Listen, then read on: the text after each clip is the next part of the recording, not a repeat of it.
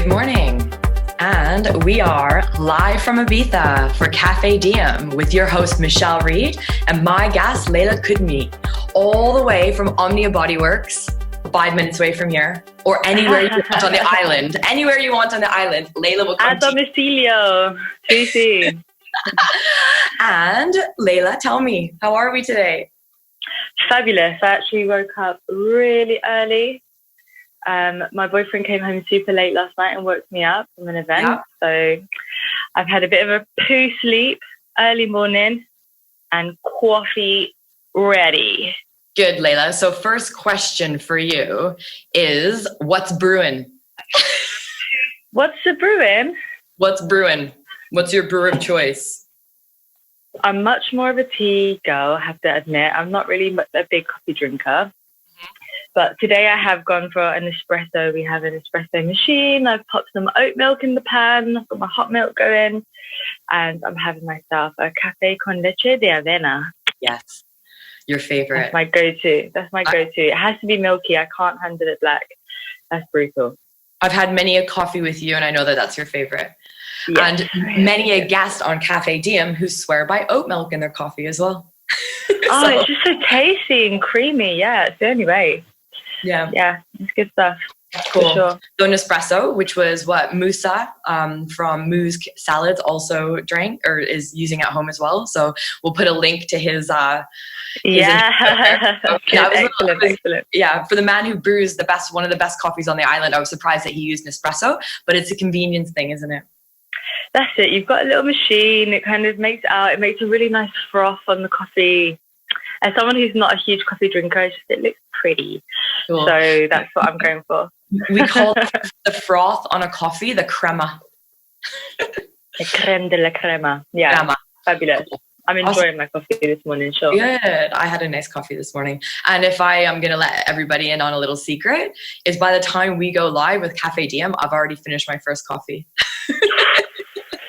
You're already on round two. No, I'm not even on round two. I'm just still like nursing the first coffee. Because the thing is, it was brewed out of early mornings. And I mean early mornings. And by 9 o'clock, I don't consider that an early morning anymore. But I could never get guests on any earlier than 9 a.m.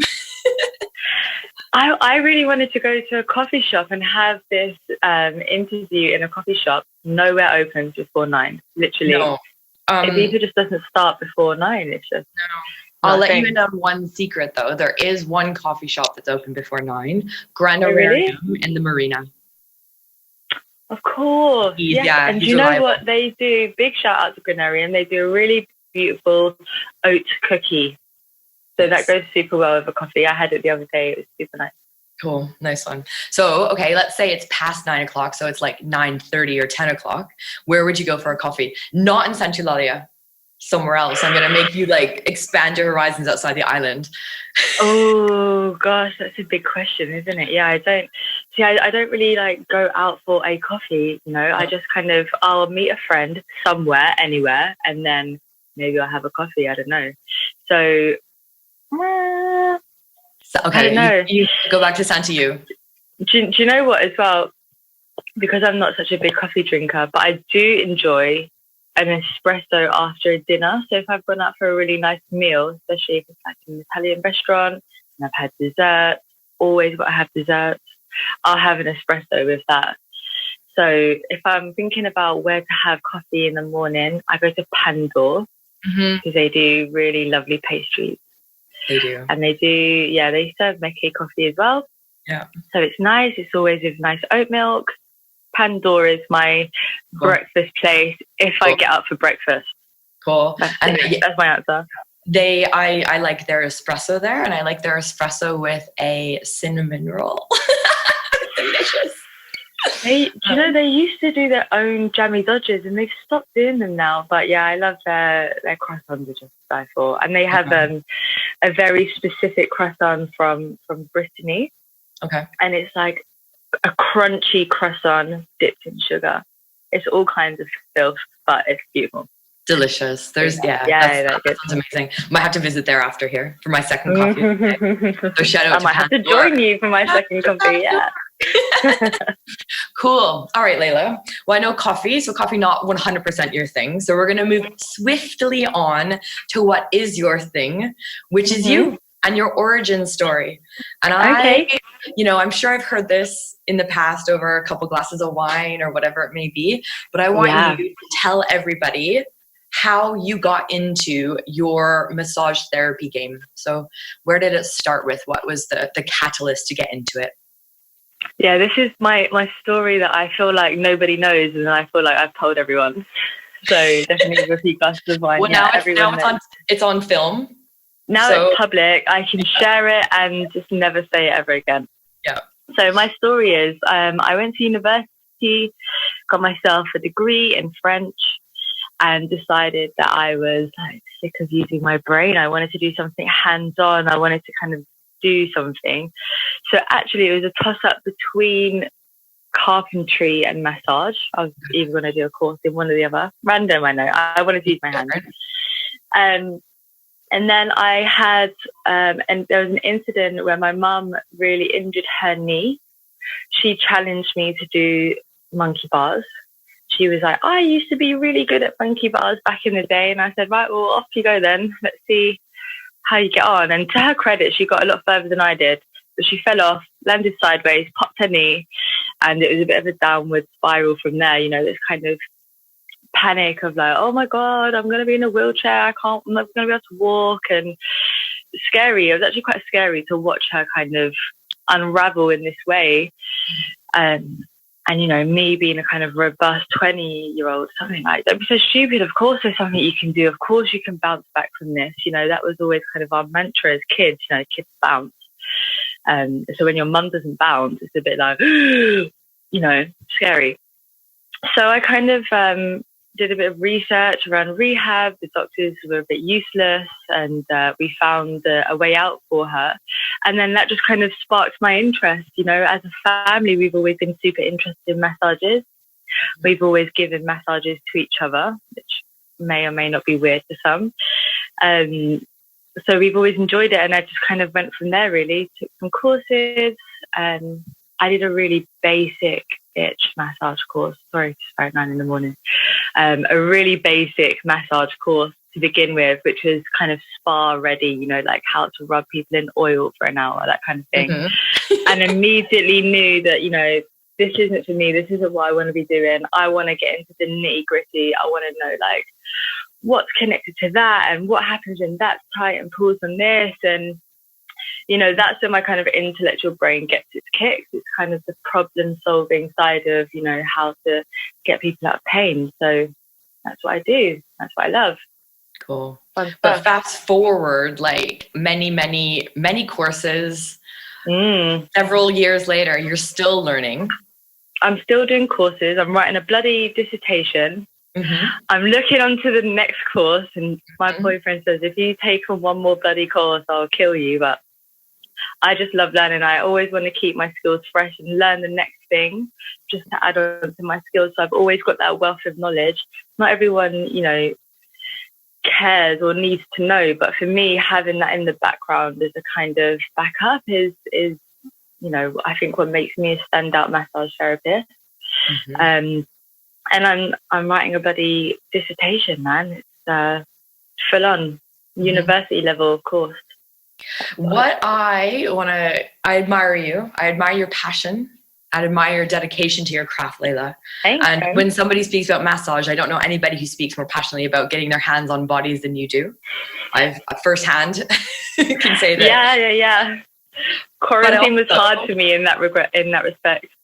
I can imagine. While I was doing a little bit of research into you, I was floored by your Google reviews. And I know really? Every single one of your Google reviews would be authentic, and you would never have asked a friend just to do it. And you have never. Amazing reviews, Leyla.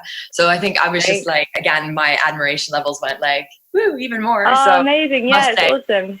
You probably haven't even looked at those recently or ever, but just so you know, you've got a 5-star rating on Google. I respond. You know, I respond to all of my reviews. It's super important to me, very much so. It's taken me a long time as well to gain the confidence to actually ask people to leave reviews. Yeah. Like marketing is its own kind of beast, isn't it? So, but now if anyone messages me back, I always do a follow up with people, and whenever they say, "No, I really enjoyed that," I'm boom straight there. I would love to have a review from you. You know, whatever you feel like saying, and you know, just go for it. Cool. I'm getting better. Awesome. And the reviews are good. I like it. Well done, girl. Yeah. So 10 out of 10, 5 out of 5, whatever you want to look at. Yeah. Cool. It's cool. Okay. So fast forward to, or rewind. We'll rewind back a bit again. And the first time that you came to Ibiza, what was that like? Remember? Do you remember that time? I absolutely do remember that time. Yeah. I can't remember the kind of follow-up decision to go there, but Davide and I, my partner Davide, decided that we would jump on a plane and visit Ibiza, this island, this party island that everyone has spoken about. I never did a girls' holiday to go to Ibiza.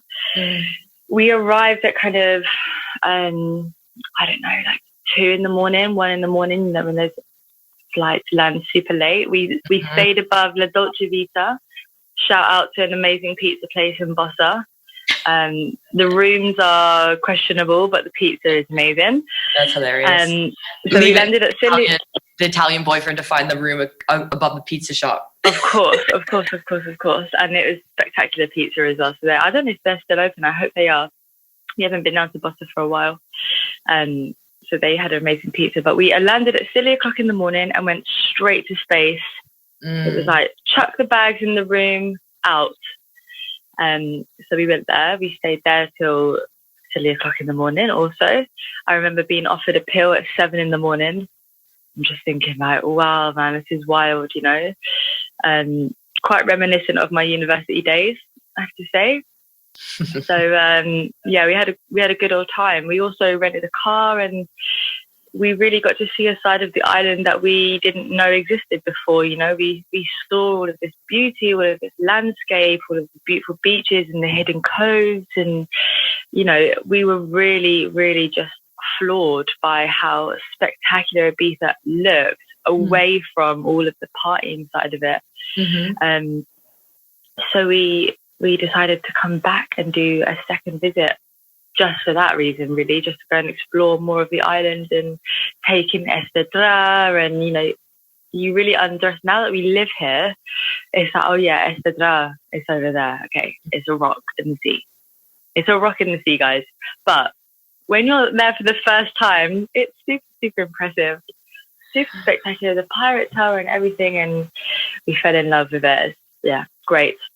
So was that your actual first time then? You came with Davide for the very first time? Yeah. Had he been before or no? No. Okay, cool. So you came together for your first time. Excellent. I'm sure I knew that at some point, but that's, Yeah. And we only came here twice before we decided to up from London and leave and just like, shall we just move to Ibiza? Yeah, okay, why not? Cool. Let's see what happens. Awesome. And then bringing the business over here. So how was that bringing because you were a therapist at the time, and how was it getting the business over to Ibiza? Did you find a niche? Was there too many of you, or what was it like? Oh my God, there's loads of us. But actually it's a very supportive community. It's a very, very nice place to be a massage therapist, I have to say. I was working in a physiotherapy clinic before in London, so I was working with a lot of high-end clients, business owners, you know, right in the city, right in the financial centre of London. So that was very, very interesting learning curve for me. I really got to be kind of nerdy and technical in there, so working alongside and learning from some great physios and osteos and chiros, and able to ask all manners of questions. I got to a point though where I was wanting to build my own clientele, and I decided to leave. I was working also with Urban Massage, which I don't know if you're familiar with. It's an app. It's a home mobile massage app. So I got my black belt in home massage. It was tough. When I look back on that time, I think, wow, how on earth did I manage to take my massage table around London on the underground, on the bus, up tiny staircases with my massage table? But I did it. I did it for nearly 2 years. And I was just ready to start my own. I was actually going to rent my own studio in London. It was more when Davide suggested to me, like, why don't you start building your own clientele in somewhere else? And I said, well, everyone needs massages, right? And he's a chef. Everyone needs to eat. Everyone needs massages. Dream team. I'm sure wherever we go, you know, it will work. So he picked the place on the map. He went Ibiza, and off we popped. Cool. So I just brought my style of massage here, and it's been going well, building up slowly. Good. I'm really, really pleased to hear that. I'm glad that you landed in our Santa Eulalia. Yeah, I know. That's so wild. The reason that we landed in Santa Eulalia is because a client of mine from Urban Massage was booking me really regularly. So, you know, you become quite familiar with people. You tell them your story. You say, oh, I'm moving to Ibiza soon, you know, yada, yada, yada. And it was a client of mine that said, I have a house in Santa Eulalia. Why don't you stay there and check out the area? I really love it. And, you know, you can get a feel for the place and decide if that's where you want to stay. So actually, thanks to a client of mine, Ross, is the reason that we landed and stayed in Santa E. Yeah, that's cool. Big up East Coast. Exactly, big up the East Coast. Yeah, nice. The sunrise. Cool. Awesome. Okay. From now, I want to talk about your clients and your business a little bit more in depth. So Leyla, who are the people that you help with your particular style and your knowledge, your head full of knowledge? Yeah, burst it seems. You need to get it down on paper for your dissertation. I know. The people that I help are people who have been dealing with chronic pain or persistent pain for a while. They've tried quite a few different ways of getting out of pain. Massage is one of them. Mm-hmm. And it's never really quite lasted long enough, or it's a temporary fix. They're sick of being that person at the party where, you know, someone says, hey, how are you? And they're like, yeah, I'm all right. Oh, my back's still sore. You know, that kind of person, right? Like their whole chat becomes about their aches and pains. And they're probably a little bit sick of hearing themselves being that person. They're generally men who are around late 30s, early 40s. You know, maybe they used to play sports back in the day. They've accumulated an interesting set of injuries. And they're just, you know, they're just niggly. They just feel like they're sick of not being able to move well. That's kind of who I help. Yeah. Okay. And what kind of help do you give them? Because I know you do women as well, not just men. So I want to make sure that women know that. For sure. You as well. For sure. Oh yeah, and anyone that has not one of those massages, Leyla. Yeah. It's too early for that. Yeah, no, not one of those massages. Those tend to be my main bag. But anyone that's decided to use massage as a way to improve their well-being, in a structured manner, right? Like, I don't want to aimlessly massage people and rub them in oil for an hour. And yes, that feels nice. But for me, it's much more about, let's do a consultation. You know, what is your aches and pain? What would you like to achieve? How do you know that we've achieved, you know, your progress, blah, blah, blah. You know, because that's a very individual thing. You know, for some people, I want to be able to play with my kids, or I want to be able to go for a run without having a knee pain, or I want to be able to lift a certain amount of kilos, you know, so that's very individual. But we also abuse our bodies in the same way. So there's patterns with how people, you know, we sit down for too long on our phones, we drive, blah, blah, blah. So I build treatment plans with people. Sounds a bit dry. Sounds a bit clinical. That's okay. Sounds very clinical. But then once we do the hands-on stuff, it's a kind of mix of a whole different bag of techniques. It's a very creative process for me. So it's kind of what you tell me, I look in my toolbox and then I do what I feel like you need. And there's lots of communication involved.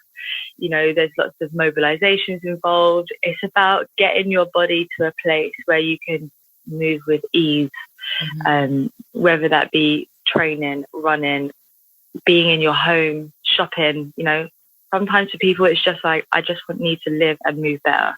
Simple stuff. So we do that with massage, sometimes oil, sometimes not oil.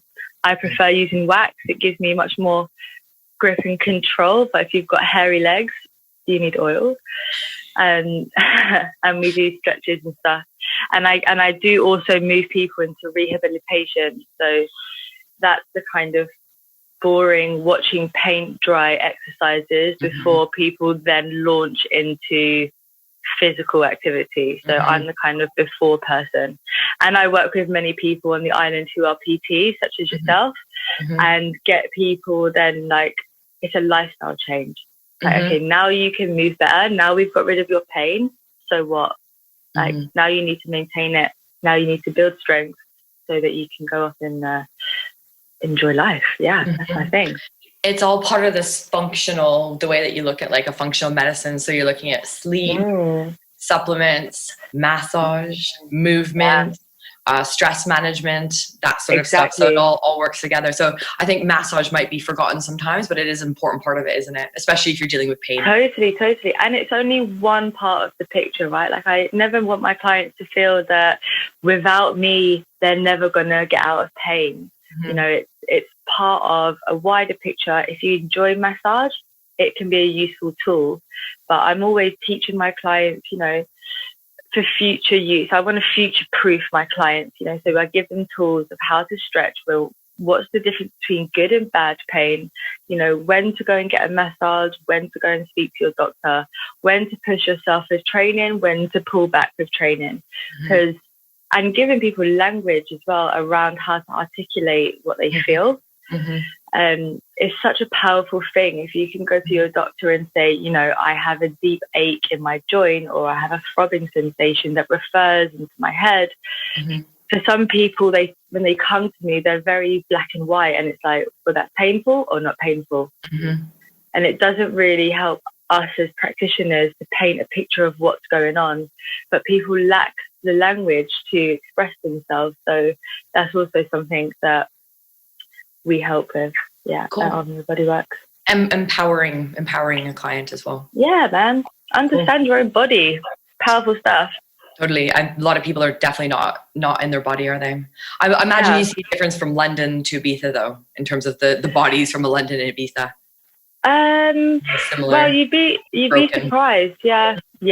It's history as well. It's, you know, I used to be a rugby player back in the day, and the attitude of, you know, not resting and recovery and just getting back on the pitch, and you know, you see some fun stuff, you see some interesting cases for sure, and that's what I love, right? The more interesting, the better.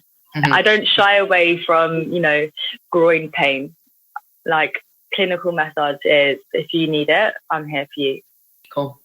On that one though, Leyla, because what you haven't really mentioned is the fascia side of it. And I'm sure in a roundabout way you have mentioned it, but for people that are kind of wondering what your style of massage is, maybe just 3 words that would really describe your style of massage. Okay. Fascia. What is fascia? We can talk about that in a second. Fascia, trigger points, stretching. I like my 3 umbrella techniques. Within that, there's so much more to be said. But fascia is connective tissue. So you're not just looking at muscles as individual things that attach from point A to point B. We very much think about, you know, I'm going to do a bicep curl and only work on my bicep as an individual thing. It's not. It's connected. There's a web. There's a web of things all going on at the same time. You know, there's many things that have to move in order for you to allow you to do that movement. Fascia is what facilitates that movement. So when that becomes stuck or tight, it starts to cause pain in other areas further afield. It's just a mindset of when you're working. It's your intention of how you work. It's how you connect to the body. So I rarely separate parts of the body, like work on the legs, work on the arms, work on the chest, work on the neck. For me, it's all connected. And so many of my strokes connect parts of the body that people wouldn't usually experience when they go for a Swedish massage or a standard massage. So yeah, it's about being creative. It's about understanding how the body connects in terms of fascial connections.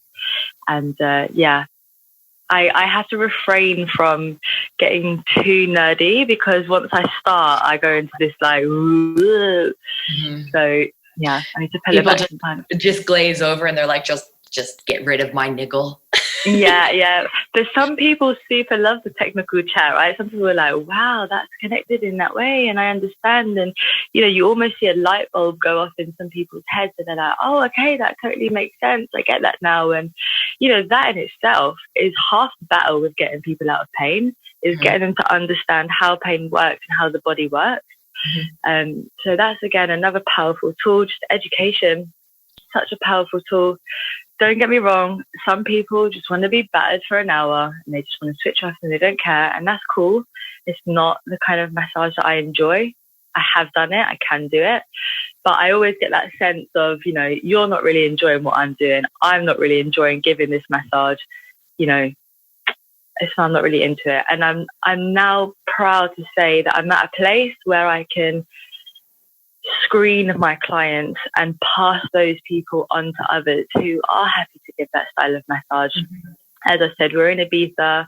There's so many different types of massage therapists out there. There is a massage therapist out there for you.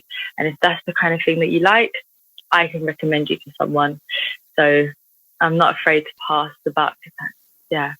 Cool. That's what's going on. I like it. Confident. Yeah, cool. Confident in your ability and your craft.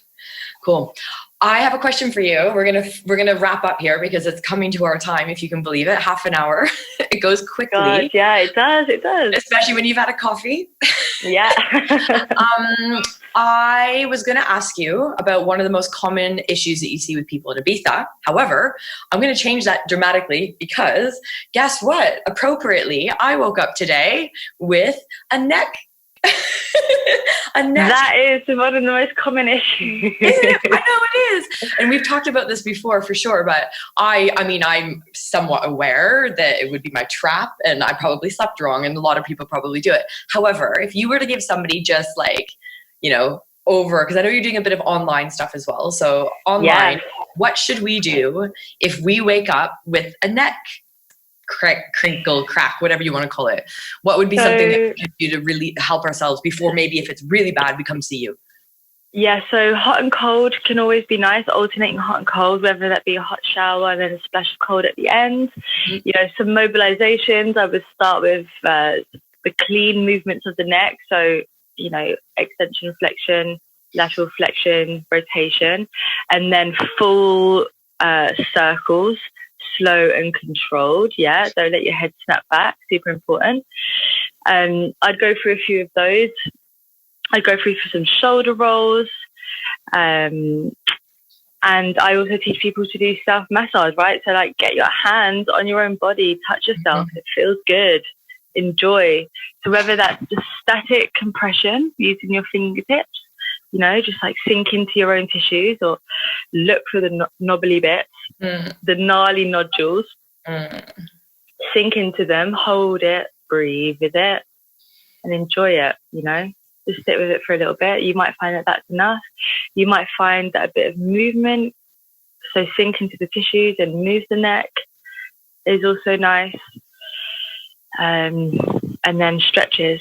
So I always teach, especially with neck stretches, to use your hands and then allow gravity to increase the stretch.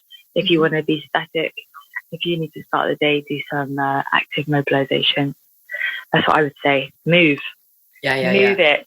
That's like one of the misconceptions, I think, that if something hurts, you just stay still, right? I think that's now, it's been blown out of the water, but like, oh, I hurt my back, I better not like do anything. I better just stay on the couch. You still need movement, right? For sure.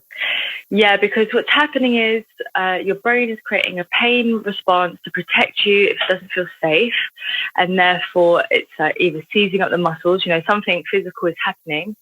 It's up to you to retell your brain, as it were, that no, It is safe. I can do a bit of movement. So, with lower back pain as a perfect example, doing a bit of cat-cow, slowly, with control, nice and easy, just to kind of say it is safe, it's okay. And what you'll start to notice is the brain chills out a little bit. Cool. But yeah, we're starting to better understand that pain is a protective mechanism as opposed to tissue damage. Of course, there is sometimes tissue damage, but it's mostly a protective thing. Cool. Yeah, your brain's smart. Yeah. We'll quote you on that one. Your brain is smart. Awesome, Leyla. I appreciate it. Number 11 on Café Diem. Awesome. Everybody's had a coffee with me except one person, Johanna. She's had a tea, but everybody's had a coffee with me. So in my living room, in your living room as well. I just want to let everybody know Leyla's social media handles. And Leyla has kept it really, really simple for everybody. We've got Facebook and Instagram are Omnia Bodyworks. So OMNIA Bodyworks. You can find her if you type in Omnia Bodyworks on Facebook and Instagram. And if you're looking to book a massage, you can do so through her website, which is omniabodyworks.com. Yeah, so good to have the real name. And I offer free consultations online or on the phone, right? So you get to see if I'm the right therapist for you. You get to tell me all about your aches and pains, and we can discuss if I can help you or not. So that's something that I like to do for people who are new, for sure. Cool. Fantastic. Excellent. So yeah, if any of this sounds good and you want to get a hold of Leyla, I highly, highly recommend this girl, not just because she's a friend, but because she has magic elbows, magic forearms, fingers, all of it. And wax or oil, your choice. Wax or oil, your choice. No, my choice. Yeah, your choice. Like you need. Yeah. My choice. Yeah, cool. Awesome. And so next week, which is Wednesday, the 22nd of July, we're going to go to Ibiza microgreens. How exciting. I know, really exciting. That's those guys. So we're going to have Tara on, and maybe Minu will make a excellent. I don't think so. She'll probably be at her daycare. But so basically, Tara and her husband Woody have a small little family-owned urban farm, and they make organic, tasty AF microgreens. And one of my favorites from them is the broccoli sprouts, which are full of deliciousness and full of micronutrients. So I'm really looking forward to speaking to her about how the business is going and what's going on for her for summer 2020 as well. Yeah, me too. Yeah, it's exciting. And I think actually you introduced us, Leyla. So very fitting that Tara is the next person on Café Diem. Cool. Yeah, they're awesome guys. Awesome stuff. Cool. And if you're looking to get a hold of Café Diem, Facebook and Instagram, Café Diem Ibiza. Of course, you'll be watching this back on YouTube. So if you like this conversation, please like it and share it to somebody who might need some pain management. You can also subscribe to the channel as we build our well-being community and coffee community in Ibiza. And then finally, for myself, as I always forget to do this, I'm not going to do it this time. I am a certified fitness and nutrition coach myself. Leyla and I have worked together. So who doesn't like a massage and a personal training back-to-back combo? Maybe not back-to-back, but the day later after you've had a nice training. So that's Unconditional Love Ibiza, and that's on Instagram and Facebook as well. So brewed out of Ibiza for a love of black coffee, on my side at least, early mornings and well-being. This is Café Diem Ibiza, and I thank you, Leyla, for being my 11th guest.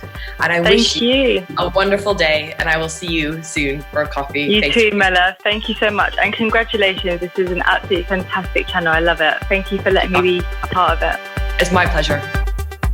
Bye. Ciao, ciao.